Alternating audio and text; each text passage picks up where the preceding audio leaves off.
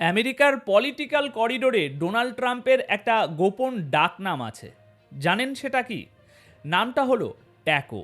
এর মানে হলো ট্রাম্প অলওয়েজ চিকেন আউট। অর্থাৎ বাঘের মতো গর্জন দিয়ে শুরু করলেও শেষে নাকি ট্রাম্প মুরগির মতো পিছিয়ে আসেন। আর গত 24 ঘন্টায় সুইজারল্যান্ডের দাভোসে ঠিক সেটাই ঘটেছে। গত 1 মাস ধরে গ্লোবাল পলিটিক্সে একটা ঝড় চলছিল। ঝড়ের কেন্দ্রবিন্দু বরফে ঢাকা গ্রিনল্যান্ড। ডোনাল্ড ট্রাম্প হুট করে ঘোষণা দিয়েছিলেন তিনি গ্রিনল্যান্ড কিনে নেবেন। শুধু কিনবেন না, প্রয়োজনে সামরিক শক্তি প্রয়োগ করে দখল করবেন। ইউরোপকে হুমকি দিচ্ছিলেন, পেন্টাগনকে যুদ্ধের প্ল্যান সাজাতে বলেছিলেন। মনে হচ্ছিল তৃতীয় বিশ্বযুদ্ধ বুঝি ওই বরফের রাজ্যেই শুরু হবে। কিন্তু খেলা ঘুরে গেছে। কাল রাতে ওয়ার্ল্ড ইকোনমিক ফোরামের মঞ্চে দাঁড়িয়ে ট্রাম্প যা করলেন সেটাকে সোজা বাংলায় বলে ল্যাজ গুটিয়ে পালানো। যে লোকটা কাল পর্যন্ত বলছিলেন ইউরোপকে দেখে নেবেন, আজ তিনি বলছেন না না না না না না, আমরা জোর করব না, আমরা তো শুধু একটু গ্রিনল্যান্ডের সাথে কথা বলতে চাই। কেন এই ভোল বদল? কেন ট্রাম্পের মতো একগুঁয়ে নেতা ইউরোপের সামনে মাথা নত করতে বাধ্য হলেন? এর পেছনে কি শুধুই রাজনীতি? দেখুন, ট্রাম্পের চরিত্রটা বুঝুন। তিনি একজন ডিল মেকার। তিনি প্রথমে একটা বিশাল অসম্ভব দাবি করেন যাতে উল্টো দিকের পক্ষ ভয় পেয়ে যায়, আর তারপর ছোট্ট একটা সুবিধা নিয়ে বিজয়ীর হাসি হাসেন। কিন্তু গ্রিনল্যান্ড ইস্যুতে ট্রাম্পের এই কৌশলটা বুমেরাং হয়ে গেছে। গত 1 মাস ধরে তিনি ইউরোপিয়ানদের গালিগালাজ করছিলেন, পেন্টাগনের জেনারেলদের নির্দেশ দিয়েছিলেন প্ল্যান বানাও, যদি ডেনমার্ক গ্রিনল্যান্ড না দেয় তাহলে আমরা কিভাবে সেখানে ফোর্স ল্যান্ড করব, যদি ইউরোপিয়ান নেভাল ফোর্সের সাথে আমাদের টক্কর হয় আমরা কিভাবে সেটা সামলাবো। ভাবুন তো একবার, একটা ন্যাটো দেশ আর একটা ন্যাটো দেশের বিরুদ্ধে যুদ্ধের প্রস্তুতি। এটা ছিল পাগলামির চরম সীমা। কিন্তু গতকাল দাভোসে ট্রাম্প কি বললেন? তিনি বললেন, না, আমরা গ্রিনল্যান্ড দখল করব না, তবে হ্যাঁ, গ্রিনল্যান্ডকে আমেরিকার অংশ হিসাবে দেখা আমার স্বপ্ন। আমরা এখন ন্যাটোর চিফ মার্কো রুটকে মধ্যস্থতাকারী হিসাবে নিয়োগ করেছি। তিনি ডেনমার্ক আর আমেরিকার মধ্যে একটা ডিল করাবেন। খেয়াল করুন, যুদ্ধ শব্দটা পাল্টে হয়ে গেল ডিল, আর মাঝখানে আনা হলো ন্যাটো চিফকে। এর মানে কি? এর মানে হলো ট্রাম্প বুঝে গেছেন গায়ের জোরে ওখানে ডাল গলবে না। ওদিকে ইউরোপের নেতারা কিন্তু বোকা নন। ট্রাম্পের এই নরম সুর শুনে তারা বুঝে গেছেন বাঘ এখন বিড়াল হয়ে গেছে। ট্রাম্প ভাবছেন তিনি ডিপ্লোম্যাসির চাল চালবেন, কিন্তু ইউরোপিয়ান ইউনিয়ন সাব জানিয়ে দিয়েছে নো ডিল। ডেনমার্কের প্রধানমন্ত্রী তো আগেই বলেছিলেন গ্রিনল্যান্ড বিক্রির জন্য নয়, আর আমরা কোনো নেগোসিয়েশন টেবিলেও বসবো না। কিন্তু দর্শক, জিওপলিটিক্সে না মানেই না নয়। ইউরোপের এক্সপার্টরা বলছেন ভেতরে ভেতরে একটা অন্য খেলা চলছে। ইউরোপ আমেরিকাকে জমি দেবে না, মালিকানা দেবে না, কিন্তু আমেরিকা যা চাইছে অর্থাৎ স্ট্র্যাটেজিক অ্যাক্সেস, সেটা নিয়ে দর কষাকষি হতে পারে। আমেরিকা হয়তো সেখানে আরও বড় বড় বিমান ঘাঁটি বানাতে পারবে, মিসাইল সিস্টেম বসাতে পারবে, সাবমেরিন ডক করতে পারবে, কিন্তু ওই পর্যন্তই। জমির দলিল ট্রাম্পের হাতে আসবে না। এবার আসি দ্বিতীয় পয়েন্টে, যেটা নিয়ে মিডিয়াতে সবচেয়ে বেশি তোলপাড়, গ্রিনল্যান্ডের গুপ্তধন। দেখুন, ট্রাম্প এবং তার সমর্থকরা একটা ন্যারেটিভ তৈরি করেছেন যে গ্রিনল্যান্ডের নিচে 3 থেকে 5 ট্রিলিয়ন ডলারের রেয়ার আর্থ এলিমেন্ট, তেল এবং গ্যাস লুকিয়ে আছে। চীনের উপর নির্ভরতা কমাতে হলে আমেরিকার এই খনি চাইই চাই। শুনতে খুব লজিক্যাল মনে হচ্ছে, তাই না? কিন্তু সিরিয়াসলি বলুন তো, আপনারা কি জানেন গ্রিনল্যান্ডের জিওগ্রাফি আসলে কেমন?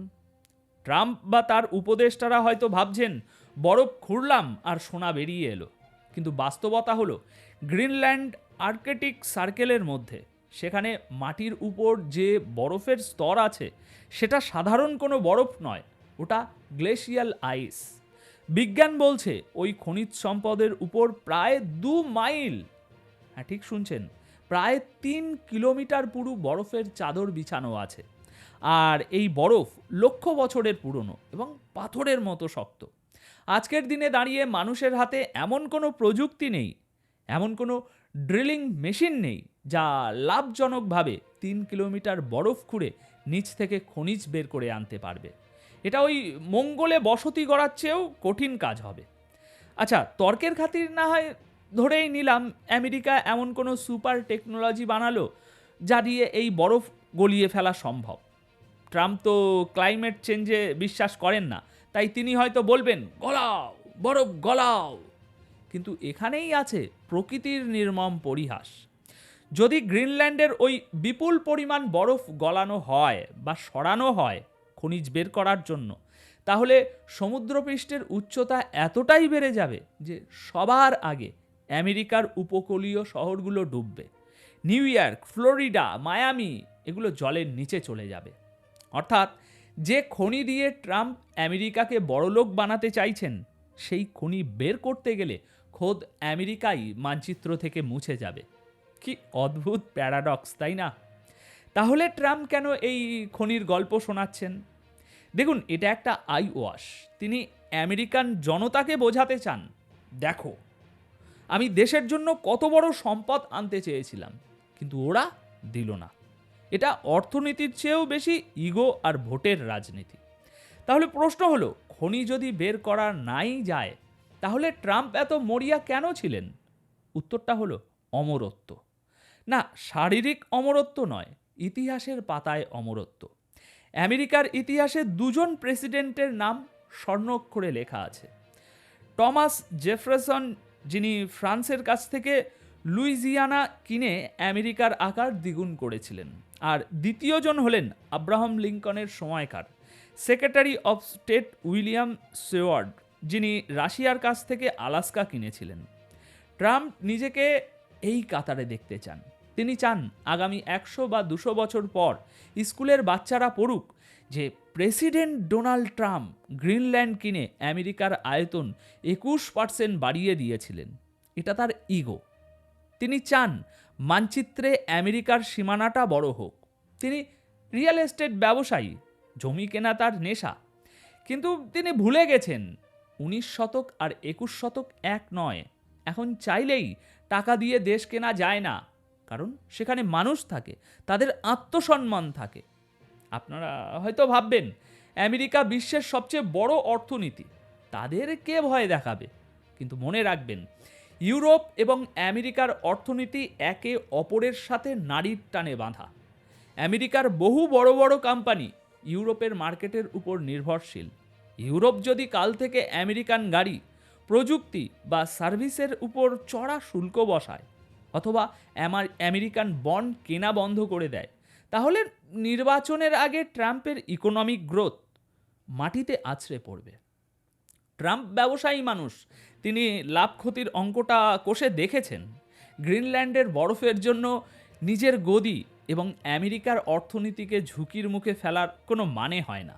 তাই তিনি সেই পথ বেছে নিলেন যেটা সব রাজনীতিবিদ নেন, মিথ্যে প্রতিশ্রুতির মোড়কে পরাজয় স্বীকার করা। তিনি এখন বলছেন আমরা কথা বলছি, আমরা ডিল করছি।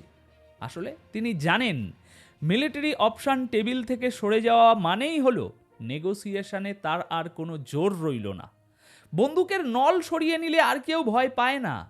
আজ আমেরিকা তার লেভারেজ বা দর কষাকষির ক্ষমতা পুরোপুরি হারিয়েছে। দর্শক, আজকের এই পুরো নাটক থেকে একটা জিনিস পরিষ্কার, আন্তর্জাতিক রাজনীতিতে গায়ের জোরের দিন শেষ হয়ে আসছে।